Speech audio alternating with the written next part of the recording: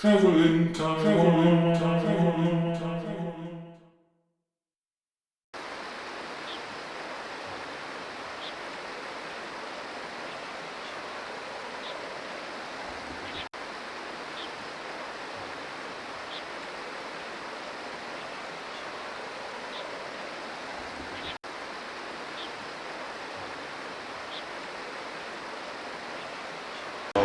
People would come to Hualien, and this is sort of before all the big tourist stuff started. So people would come to Hualien and say, look me up about some stuff on the internet, and they'd say, wow, like, can you take me out? My family's coming into town, can you tell us where to go? And then I guess 4 years ago now, I decided to monetize it. So 4 years ago, I set up the website and was like, well, let's see what happens. It was, I guess it's just sort of been like an exponential curve up. I recently hired somebody else on to help me out, and 30 different rivers that I take people to within an hour's drive of Hualien.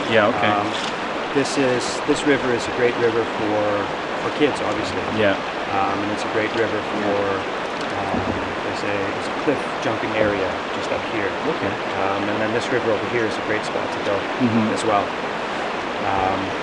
But just so you guys know, when we're doing this, try not to make it seem too easy. Because, like, for example, this river, you can walk up here about 1 kilometer, and it's really easy, really beautiful. You can get up and see some there's places to jump in the water and various things like that. But it is not the other rivers. You can get into trouble. You can get in trouble very easily. This one here, like if you want to say come to this spot and go for a swim, this is a great spot. You can see, I mean, it's just a fun spot. So you can come here and you can walk up here, like I said, about 1 kilometer or 2 kilometers, and there's nothing to worry about. Obviously, if you don't come during the typhoon. But some of the other rivers are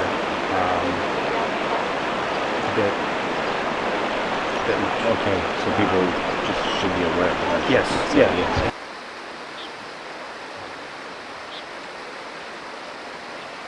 The vast majority of people are traveling through Taiwan. Vast majority. That being said, this year I'm starting to do school groups. Like I'm taking out the Taipei European School this year. There's some school groups from Singapore that I'm taking out, which I'm quite looking forward to. But the vast majority of people are the people traveling through. I'm taking out more and more people too, where there's one person studying Chinese or working here, and their family come to visit. And then they're like, well, what do we do? And then I'll take them out as well.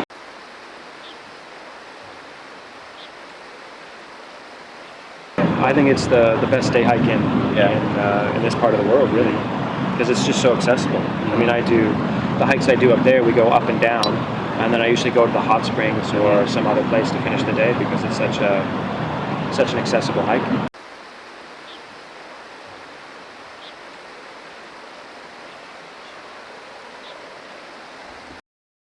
I've got about 4 different sort of trips, but all of those trips have very flexible aspects to them.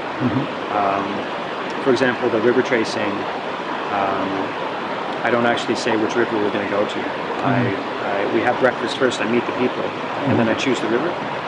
Some people are more capable, more able, and then I take them to harder rivers. Some people not so much, so I take them to easier rivers. I'm getting pretty good at reading emails, so usually I have a pretty good idea of where to go. But that being said, it's not set in stone.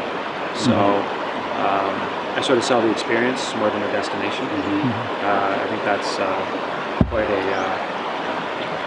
quite a much more healthy way to do it for everybody involved. Is there never a problem about accessibility wherever you want to take them? There's no restrictions. You're not entering any zones where you're not quite sure if you'll be allowed on the river. But basically, it's all public.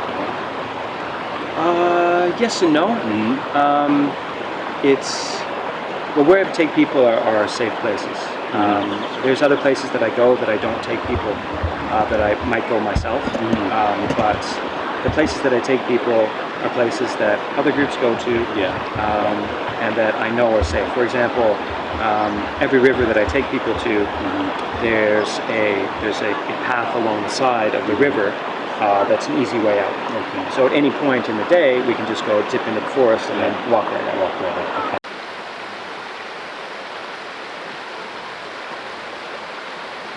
I also don't take people to places where there's a risk of flash floods.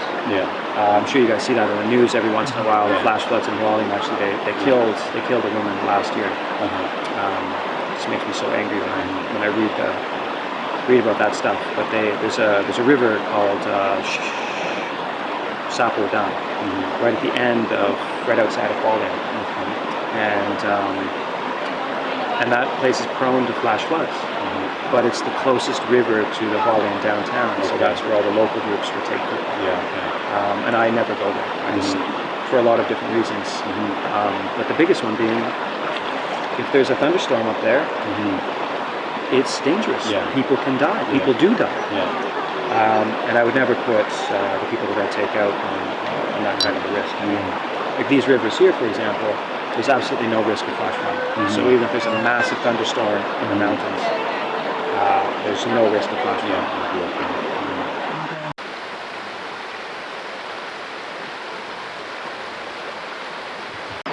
It's the classic river trace in Taiwan, and if you have a group that has been river tracing before, it's definitely doable. I avoid it like the plague because it's the most classic river trace in Taiwan. You get groups and amateurs going up there, and the groups are usually okay because they go really slow and they do have safety equipment.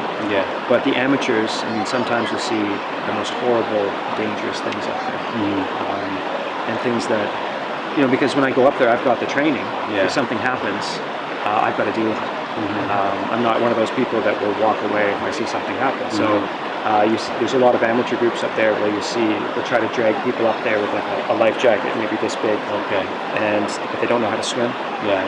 And it's anyways, I avoid it like the plague. So I take a couple trips a year up there, but only if I know the people beforehand. If they've come on another trip with me, then I will take them up there.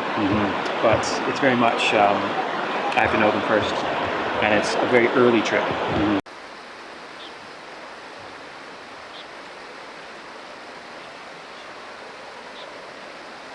Anywhere from 2,000 to 4,000 a person, depending on the group size and what you want to do and all the various things. Usually the trips start around 7 a.m. And we go for a big breakfast, either Western or sort of local Taiwanese style. And then we're usually in the mountains by 8 a.m. And then do whatever we're doing for the day. I do a really nice lunch, like a sort of a gourmet lunch. And then usually back into town by about 4 o'clock. A gourmet lunch? Like you're preparing it out wherever you guys are? Yes.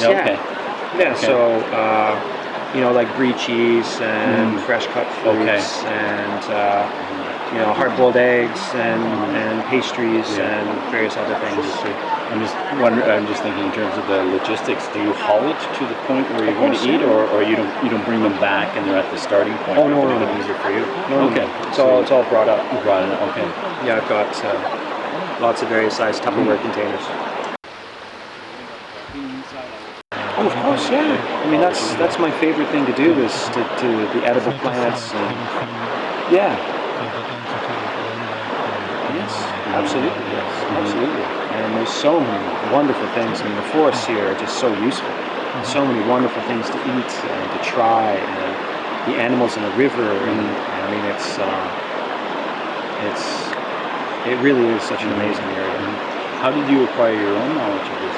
Did you have somebody who, like a specific person or persons that helped you out, took you?